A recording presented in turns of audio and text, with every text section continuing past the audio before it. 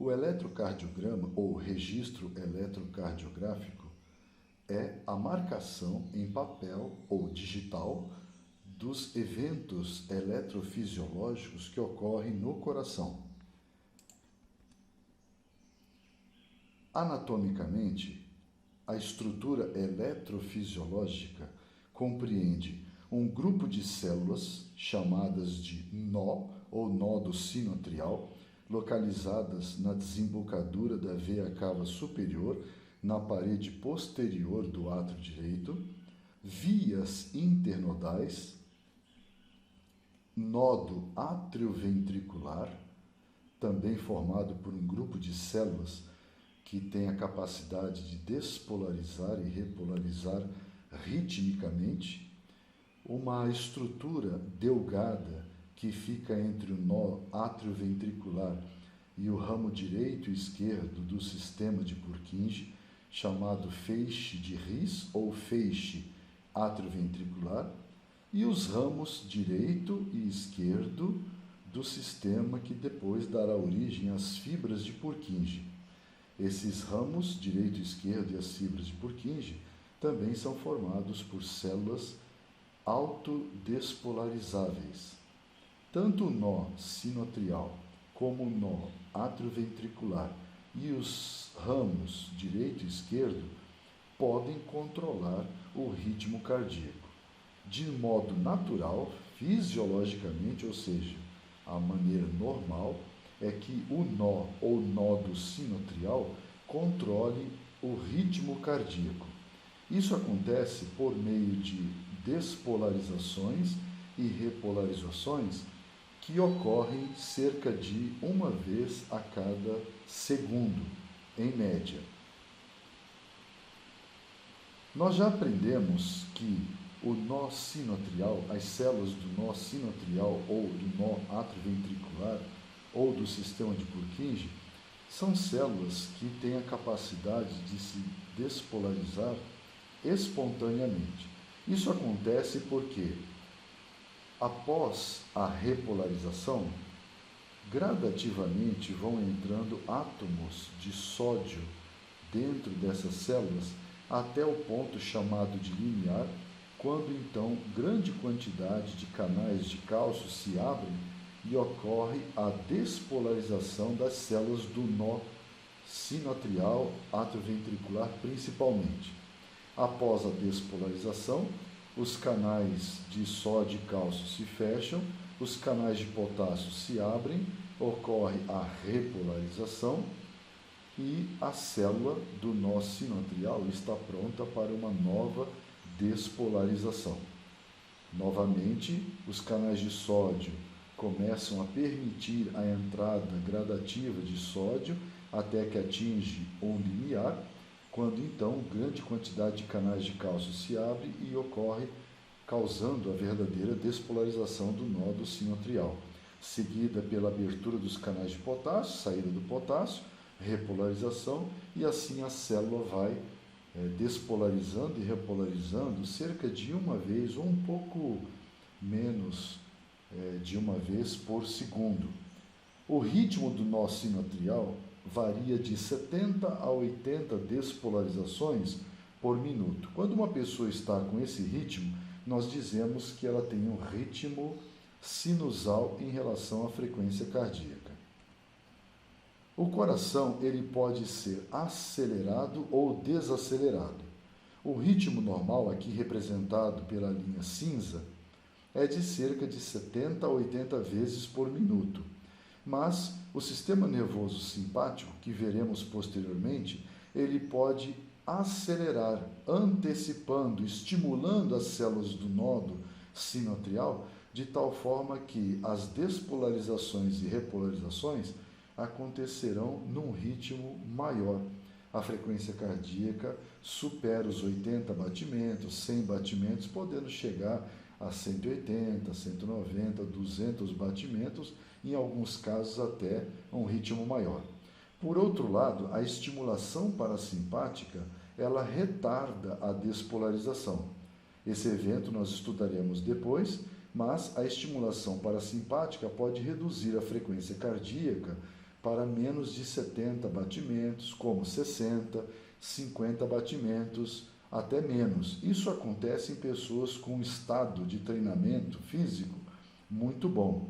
Não só a frequência cardíaca é menor porque ela tem um coração maior, que bombeia mais sangue a cada sístole, mas também porque o sistema parasimpático predomina sobre o nó sinoatrial.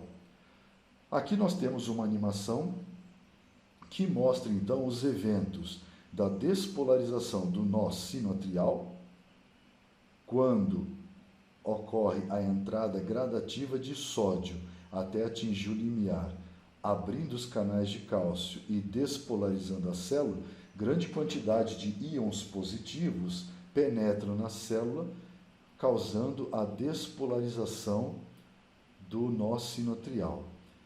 Posteriormente, ocorre o fechamento dos canais de sódio e de cálcio, a abertura dos canais de potássio e a repolarização. Assim sendo, essa célula autodespolarizável, ela pode despolarizar e repolarizar. Já vimos também que uma parte dos íons sódio e cálcio passam pelas junções comunicantes para as células vizinhas, no caso aqui as células atriais, fazendo com que o potencial de ação suba ligeiramente. Essa elevação do potencial de ação abre canais de sódio do sarcolema das células cardíacas, levando à despolarização dessas células atriais.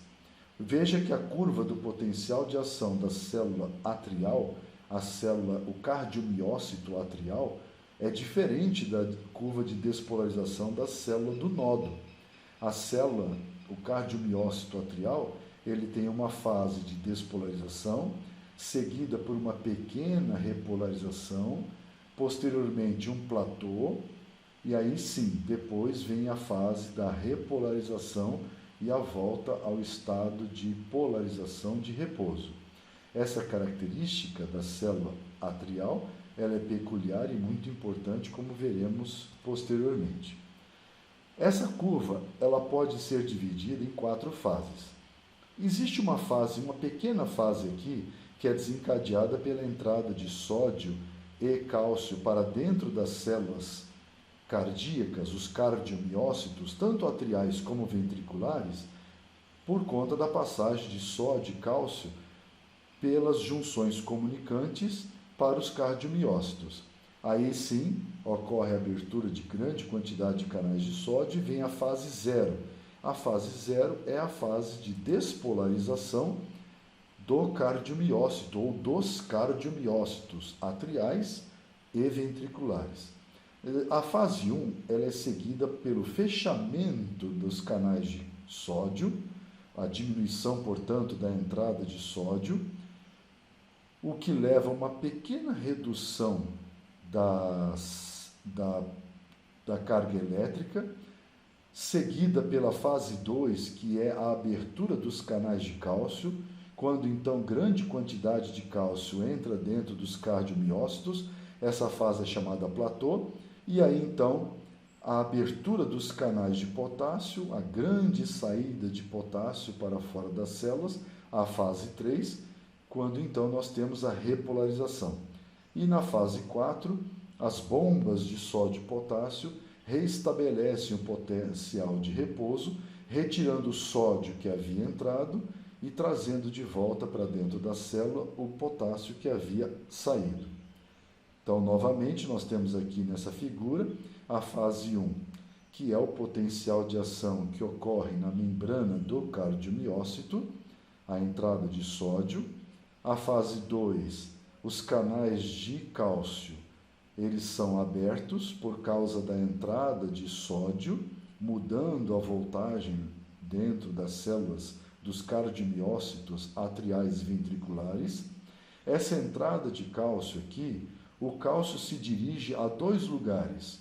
Uma parte do cálcio, ao passar pelos canais de cálcio, se difunde para os sarcômeros, para as proteínas chamadas de troponinas. E uma parte do cálcio se liga aos receptores, chamados receptores de rianodina do retículo sarcoplasmático, promovendo a saída de cálcio do retículo. Então, o cálcio que entrou pelos canais de cálcio e o cálcio que saiu do retículo, todo esse pool, esse conjunto de átomos de cálcio, estimulará, se ligará à troponina, promovendo o deslocamento da tropomiosina, expondo os sítios ativos, o acoplamento da miosina na actina e a utilização da energia do ATP promoverá a contração, que no coração nós chamamos de sístole. Após isso, o cálcio retorna para dentro do retículo, ele é bombeado ativamente de volta para o retículo sarcoplasmático, e esse retorno do cálcio para o retículo e também da saída de cálcio para o extracelular do cardiomiócito resultam no relaxamento ou a diástole. E o processo se repete cerca de uma vez a cada segundo. Por isso, então, conhecer a curva de despolarização do cardiomiócito é tão importante. Fase 0, despolarização, entrada de sódio. Fase 1, interrupção da entrada de sódio, uma pequena queda na voltagem. Fase 2, abertura dos canais de cálcio, manutenção da despolarização. É nessa fase que o cálcio estimula o retículo a liberar o cálcio dele, é chamado platô. Fase 3, saída de potássio, repolarização. E fase 4, estado de polarização de repouso, quando então a célula está pronta para uma nova despolarização. Os canais de sódio atuam principalmente na fase 0, quando estão abertos. Na fase 1 eles se fecham. Os canais de cálcio se abrem na fase 2. Os canais de potássio, alguns canais de potássio, chamados canais rápidos de potássio, estão fechados. A fase 3, então, os canais de cálcio se fecham e os canais rápidos e lentos de potássio se abrem para a saída de potássio de dentro do cardiomiócito e, posteriormente, a atuação da bomba de sódio e potássio estabelecendo o potencial de repouso.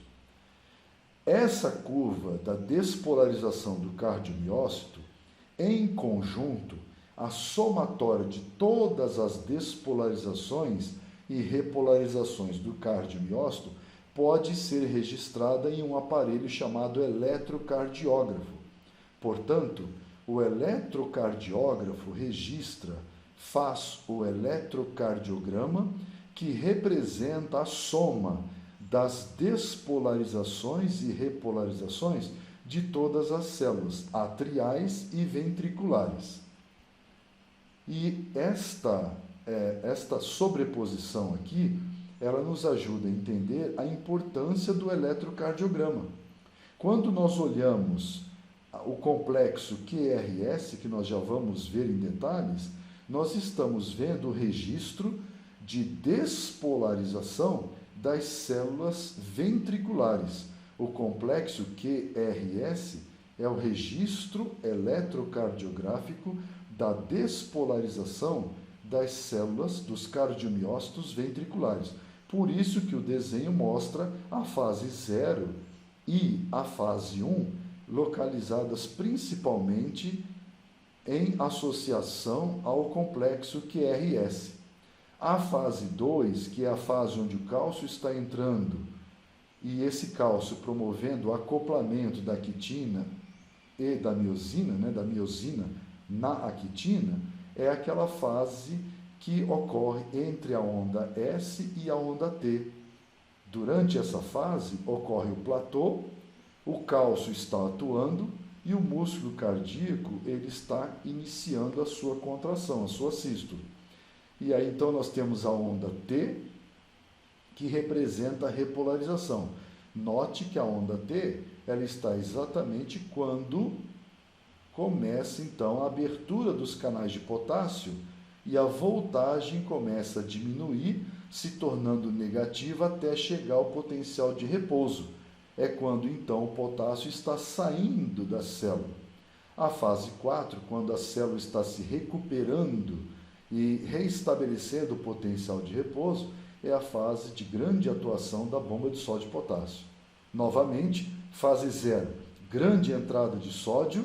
Essa entrada vai diminuindo, diminuindo até que os canais de sódio se fecham. Fase 1, o fechamento dos canais de sódio, uma pequena abertura, uma pequena saída de potássio pelos canais rápidos de potássio, mas é uma repolarização muito pequena. Fase 2, platô, quando então grande quantidade de cálcio está entrando na célula. Fase 3, saída de potássio, repolarização. Fase 4, potencial de repouso, e a célula está pronta para um novo ciclo. Esses eventos eletrofisiológicos que ocorrem no nó sinoatrial ou nódo sinoatrial se espalham pelos átrios, e esse evento, essa despolarização que começa no nódo sinoatrial e se espalha pelos átrios, que está aqui no desenho na fase 2, ela vai promover a despolarização e contração dos átrios, de tal forma que os átrios empurrarão o sangue para os ventrículos, do átrio direito para o ventrículo direito e do átrio esquerdo para o ventrículo esquerdo. O potencial de ação, ao mesmo tempo que ele se espalha pelos átrios, ele chega ao nó atrioventricular.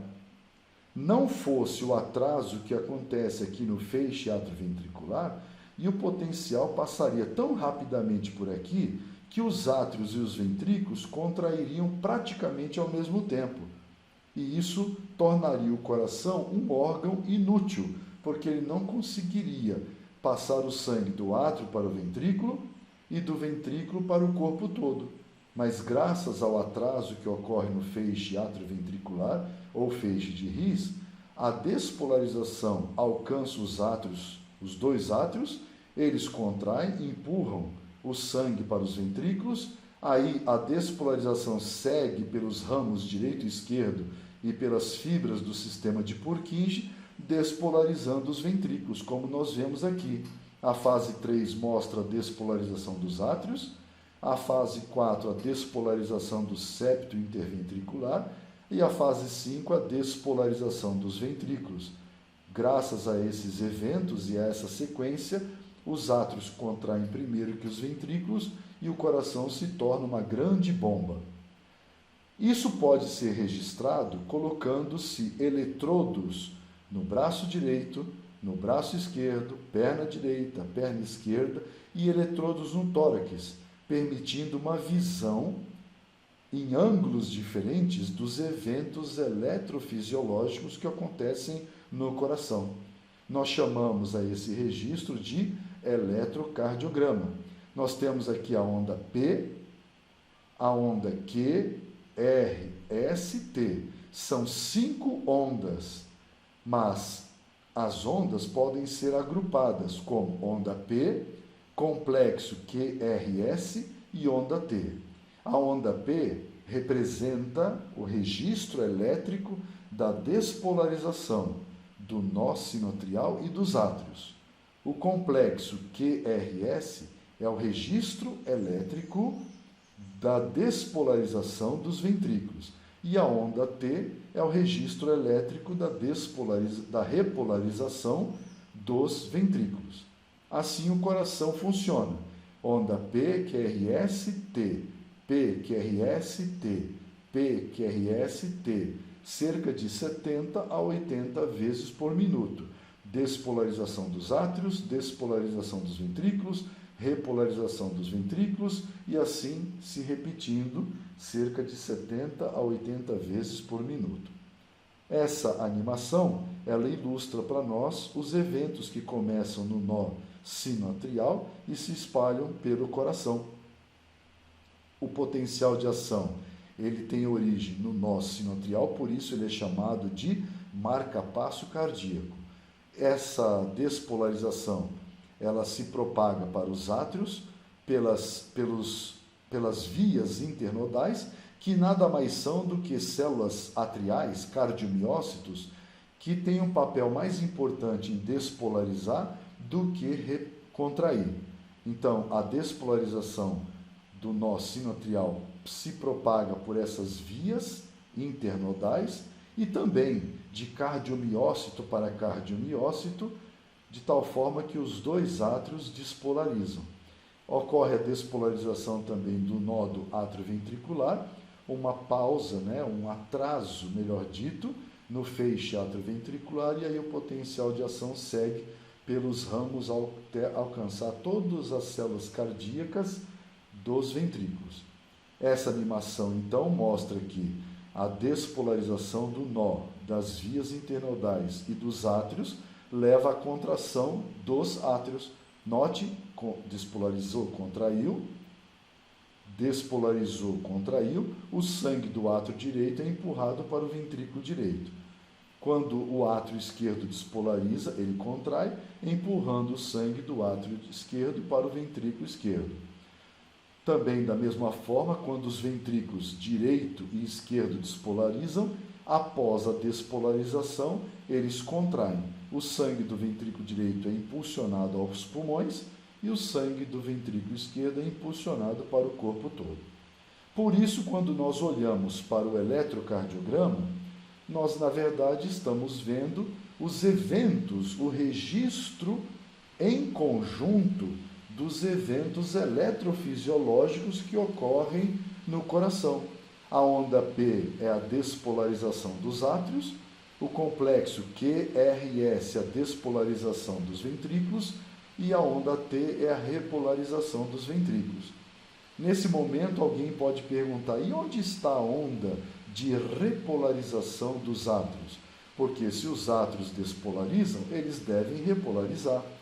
A repolarização dos átrios ocorre junto com a despolarização dos ventrículos e acaba que esta onda em particular, ela não é observada em destaque, porque o evento despolarização dos ventrículos é maior do que a repolarização dos átrios.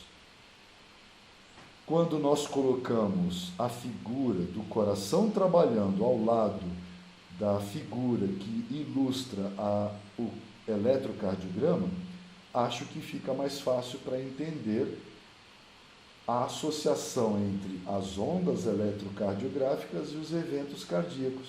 Então, quando acontece a onda P, nós vemos que os átrios estão despolarizando.